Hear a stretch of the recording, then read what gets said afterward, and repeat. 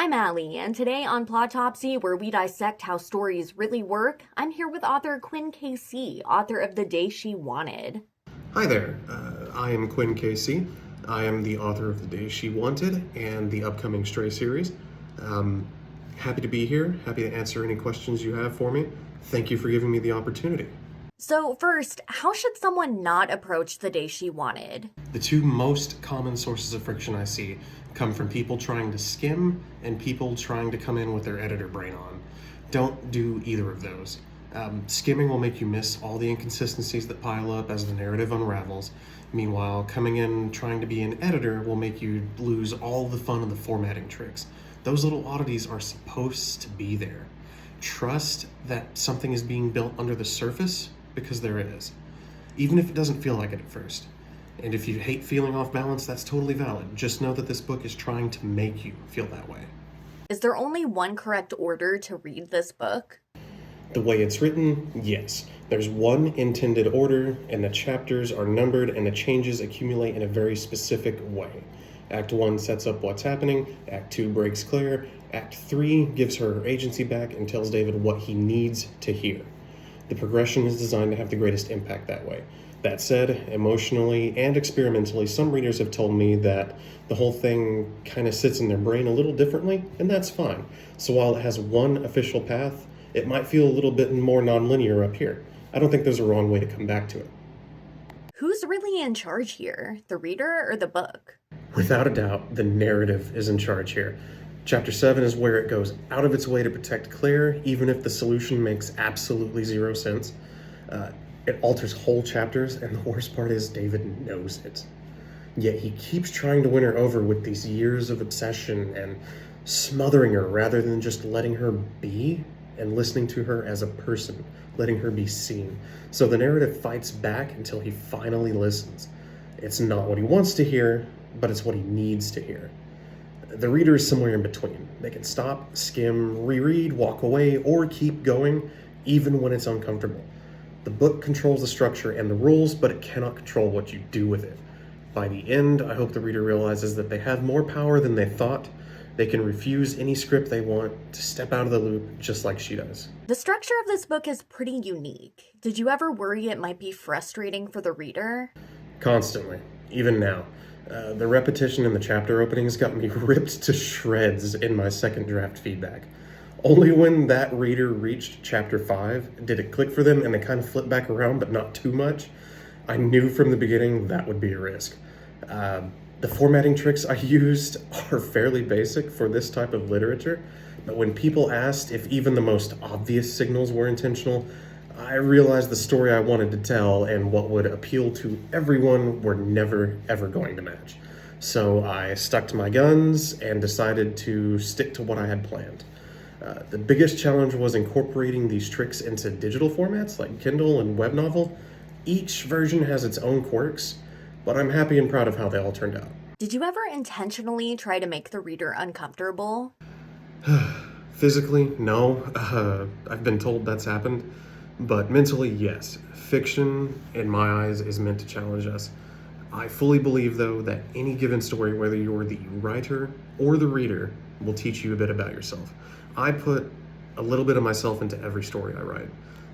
Sometimes it's based on real life, sometimes it's based on things that I wish had happened. It really depends. But if any part of the book makes you squirm even a little bit, think about why.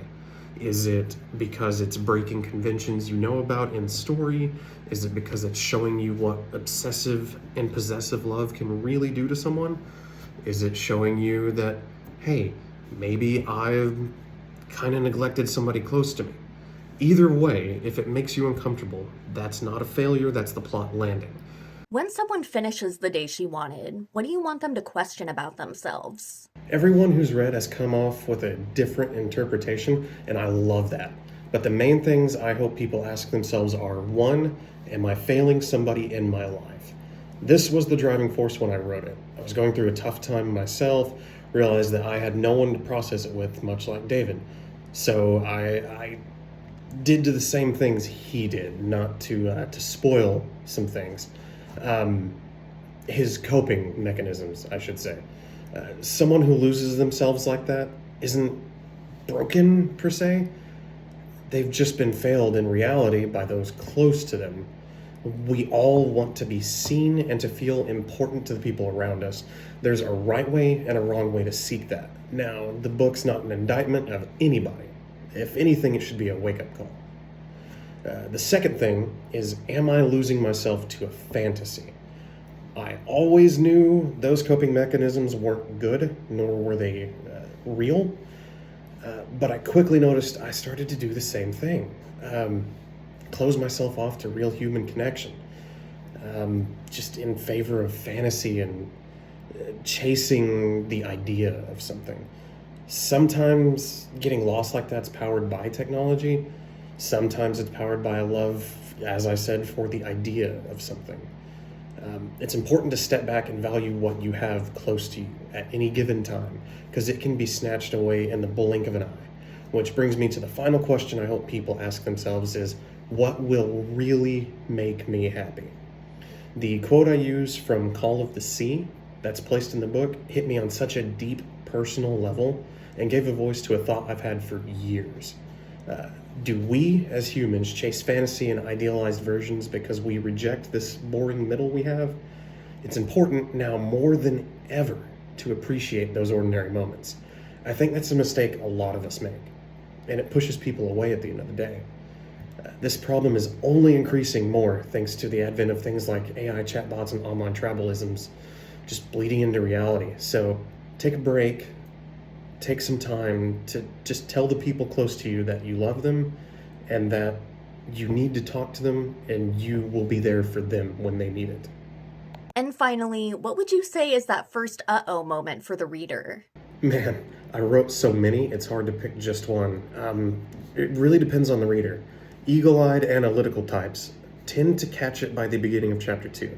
The opening blocks are almost identical, but the details shift just enough to get you that quiet wait.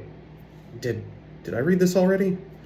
For readers who are invested but not as quick to notice, chapter 4 is when things really start to alarm. For almost everybody else, the insanity of chapter 5 is when it finally clicks. Whether or not they like it at all is a different story. Thank you to Quinn K.C. for joining Plotopsy today. If you want to experience the story we talked about, get The Day She Wanted, and follow for more Plotopsy interviews where we dissect how stories really work.